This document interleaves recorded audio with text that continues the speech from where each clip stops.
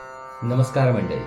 आज आपण सार्थ श्रीमद दासबोध दशक दुसरे त्यातला समास 10वा ज्याचं शीर्षक आहे पढत मूर्ख लक्षण ह्याचे वाचन करणार आहोत. चला तर मग संकीर्तनाने सुरुवात करूया. जय जय राम कृष्ण हरी, जय जय राम कृष्ण हरी, जय जय राम कृष्ण जय जय राम कृष्ण हरी, जय जय राम कृष्ण जय जय राम कृष्ण हरी, जय जय राम कृष्ण जय जय राम कृष्ण हरी, जय जय राम कृष्ण जय जय राम कृष्ण हरी, जय जय राम कृष्ण जय जय राम कृष्ण हरी, जय जय राम कृष्ण हरी. जय श्रीराम, जय जय रघुवीर समर्थ. चला तर मग सुरुवात करूया. सार्थ श्रीमद दासबोध दशक दुसरा समास 10वा पढत मूर्ख लक्षण. माणसाच्या अंतःकरणात आत्मबुद्धी आणि देहबुद्धी दोन्ही वास करतात. आत्मबुद्धी निपक्षपाती असते म्हणून खरे, चांगले व हिताचे काय ते सांगते. देहबुद्धी पक्षपाती असते म्हणून तात्पुरते खरे, दिसायला बरे व देहाला सुख देणारे ते सांगते.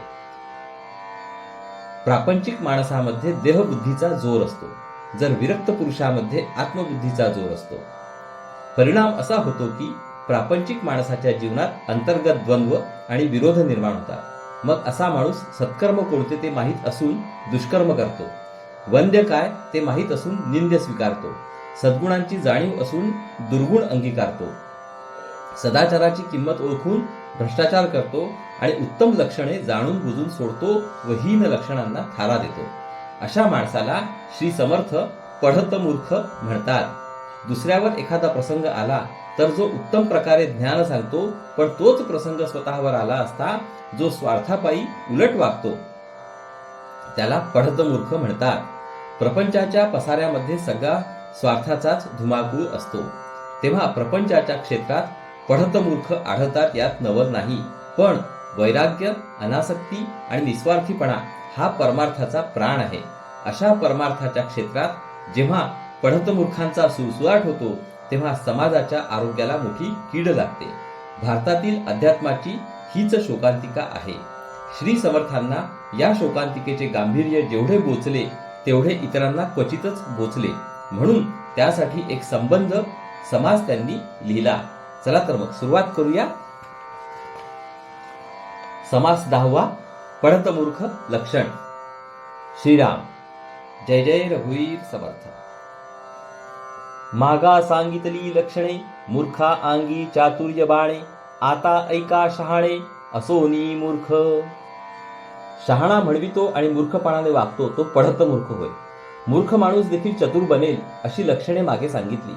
आता जे लोक शहाणे असून मूर्खासारखे वागतात त्यांचे वर्णन ऐका. तया नाव पढत मूर्ख, श्रोती न मनावे दुःख, अवगुण त्यागिता सुख प्राप्त होये. त्यांना पढत मूर्ख हे नाव आहे. त्यांची काही लक्षणे आपल्या अंगी आढळली तरी श्रोत्यांनी मनाला लावून घेऊ नये. ते अवगुण प्रयत्नाने सोडता येतात व नंतर माणूस सुखी बनतो. बहुश्रुत आणि व्युत्पन्न, प्रांजळ बोले ब्रह्मज्ञान, दुराशा आणि अभिमान, घरी धरी तो एक पढत मूर्ख. ज्याच्या जीवनात विचार आणि आचार, ज्ञान आणि क्रिया किंवा ध्येय आणि साधन यामध्ये समजून उमजून विरोध आढळतो तो श्री समर्थांचा पढत मूर्ख आहे. जो पुष्कळ ग्रंथ वाचतो आणि स्वतः विद्वान आहे, जो सुंदर सरळ रीतीने ब्रह्मज्ञान सांगतो, पण जो वासना आणि अभिमान बाळगतो तो पढत मूर्ख होय. मुक्त क्रिया प्रतिपादी, सगुण भक्ती उच्छेदी, स्वधर्म आणि साधन निंदी, तो एक पढत मूर्ख. ब्रह्मज्ञान झाल्यावर वाटेल तसे सांगावे, बंधनरहित आचरण करावे असे प्रतिपादन करतो, सगुणाची भक्ती व्यर्थ आहे असे जो सांगतो, स्वधर्माची आणि साधनाची निंदा करतो तो पढत मूर्ख होय. आपलेन ज्ञातेपणे सकळास शब्द ठेवणे, प्राणीमात्रांचे पाहेवणे, तो एक पढत मूर्ख. आपण स्वतः मोठे ज्ञानी आहोत या आपल्या अभिमानाने जो सर्वांना नावे ठेवतो आणि लोकांचे दोष पाहण्यात मोठा चतुर असतो तो पढत मूर्ख होय. शिष्यास अवज्ञा घडे, का तो संकटी पडे, जयाचे निशब्दे मन मोडे, तो एक पढत मूर्ख. आपल्या शिष्याला पाळता येणारच नाही अशी आज्ञा जो करतो किंवा शिष्य संकटात सापडेल अशी आज्ञा जो करतो ज्याच्या शब्दाने लोकांचे मन कष्टी होते तो पढत मूर्ख होय. रजोगुणी तमोगुणी कपटी कुटील अंतःकरणी वैभव देखून वाखाणी तो एक पढत मूर्ख. रजोगुण व तमोगुण यांनी जो भरलेला असतो, जो कपटी असतो, ज्याचे अंतःकरण दुष्ट असते आणि श्रीमंत माणसाची जो खोटी स्तुती करतो तो पढत मूर्ख होय. समूळ ग्रंथ पाहिल्या विण उगाच ठेवी जो दूषण गुण सांगता अवगुण पाहे तो एक पढत मूर्ख. एखादा ग्रंथ संपूर्ण वाचल्याशिवाय विनाकारण त्याला नावे ठेवतो आणि त्यातील गुण सांगायला जावे तर तो अवगुणच शोधतो तो पढत मूर्ख होय.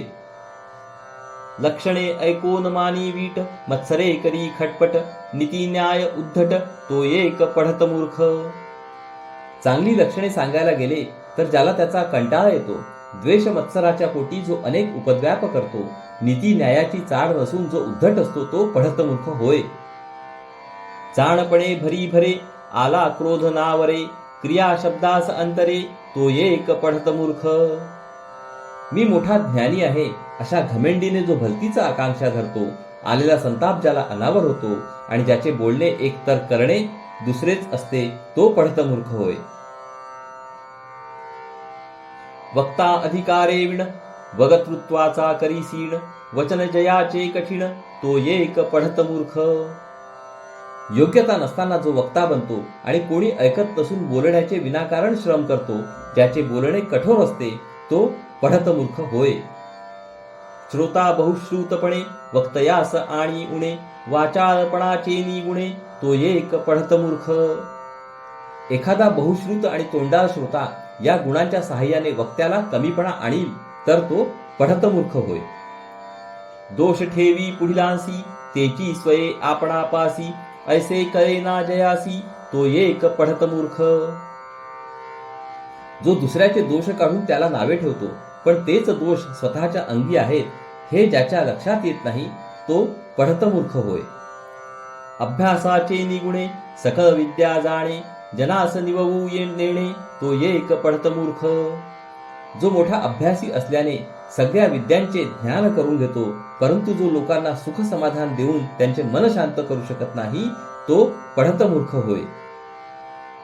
हस्त बांधिजे उर्णतंते लोभे मृत्य भ्रमराते ऐसा जो प्रपंची गुंते तो एक पढत मूर्ख.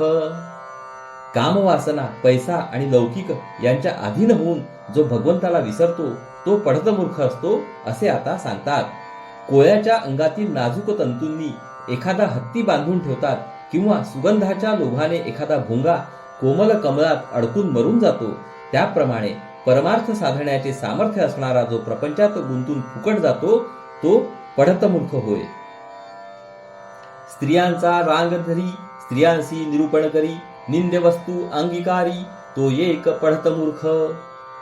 जो स्त्रियांच्या संगतीत रमतो, स्त्रियांनाच ब्रह्मज्ञान सांगत सुटतो, निंद्य वस्तूंचे सेवन करतो तो पढत मूर्ख होय. जेणे उणिवये अंगासी तेची दृष्ट दृढ भरी धरी मानसी देहबुद्धी जयापासी तो एक पढत मूर्ख. ज्याने स्वतःला कमीपणा येतो तेच जो मनामध्ये घट्ट धरून ठेवतो, मी देहच आहे अशी ज्याची भावना असते तो पढत मूर्ख होय. सांडूनिया श्रीपती जो करी नरस्तुती का दृष्टी पडिल्यांची कीर्ती वर्णी तो एक पढत मूर्ख. भगवंताची स्तुती करण्याचे सोडून जो माणसाची स्तुती करतो किंवा ज्याच्याशी गाठ पडते त्याचीच फार तारीफ करू लागतो तो पढत मूर्ख होय. वर्णी स्त्रियांचे आवेव नाना नाटके हाव भाव देवा विसरे जो मानव तो एक पढत मूर्ख. जो स्त्रियांच्या अवयवांचे वर्णन करतो किंवा त्यांची नाना सोंगे घेऊन त्यांचा हावभाव अभिनय करून दाखवितो, जो भगवंताला विसरतो तो पढत मूर्ख होय. भरोन वैभवाचे भरी जीव मात्रास तुज्य करी पाषांड मत थावरी तो एक पढत मूर्ख. ऐश्वर्य असेल तर त्याच्या घमेंडीमध्ये सर्व जीव मात्रास हीन समजतो. शास्त्रविरुद्ध मतांचे जो प्रतिपादन करतो, त्यांना आधार देतो तो पढत मूर्ख होय. वित्पन्न आणि वितरागी ब्रह्मज्ञानी महायोगी भविष्य सांगो लागे जगी तो एक पढत मूर्ख. जो विद्वान आहे व विरक्त आहे, जो ब्रह्मज्ञानी आहे व महायोगी आहे, पण एवढा अधिकार असूनही जो लोकांना भविष्य सांगू लागतो तो पढतमूर्ख होय. श्रवण होता अभ्यांतरी, गुणदोषाची चालना करी, परभूषणे मत्सरी, तो एक पढतमूर्ख. काही चांगले ऐकायला मिळाले की जो त्यातील गुणदोष शोधून पाहू लागतो, दुसऱ्याचे चांगले झाले की ज्याला त्याच्याबद्दल मत्सर वाटतो, तो पढतमूर्ख होय. नाही भक्तीचे साधन, नाही वैराग्य ना भजन, क्रिये वीण ब्रह्मज्ञान, बोले तो एक पढतमूर्ख. भगवंताला विसरणे हे तर पढतमूर्खांचे लक्षण आहेच, परंतु जो कशालाच व कोणालाच मानित नाही, जो बोलतो एक व करतो दुसरेच, आणि जो स्वहित करून घेत नाही, तो मोठा पढतमूर्ख समजावा. जो कधी भक्ती मार्गाने गेलाच नाही, ज्याच्या अंगी वैराग्य नाही, ज्याने कधी भजन पूजन केले नाही, आणि असे असून जो आचरण रहित ब्रह्मज्ञान बोलतो, तो पढतमूर्ख होय. न मनी तीर्थ न मनी क्षेत्र, न मनी वेद न मनी शास्त्र, पवित्र कुळी जो अपवित्र, तो एक पढतमूर्ख. तीर्थ, क्षेत्र, वेद आणि शास्त्र यापैकी जो काहीच मानित नाही, पवित्र कुळात जन्म येऊन जो अपवित्रपणे म्हणजे भ्रष्टपणे वागतो, तो पढतमूर्ख होय. आदर देखोनी मनधरी, कीर्ती वीण स्तुती करी, सवेंची निंदी अनादरी, तो एक पढतमूर्ख. जो कोणी आपल्याला आदर देतो त्याची जो मनधरणी करतो, ज्याची खरी योग्यता नाही त्याची जो स्तुती करतो, पण लगेच त्याची निंदा व अनादर करायला तयार होतो, तो पढतमूर्ख होय. मागे एक पुढे एक, ऐसा जयाचा दंडक, बोले एक करी एक, तो एक पढतमूर्ख. माणसाच्या तोंडावर एक बोलायचे आणि त्याच्या पाठीमागे दुसरेच बोलायचे, ही ज्याच्या वागण्याची नेहमीची पद्धत असते, जो बोलतो एक तर करतो दुसरेच, तो पढतमूर्ख होय. प्रपंचविषयी सादर, परमार्थी ज्याचा अनादर, जाणपणे घे आधार, तो एक पढतमूर्ख.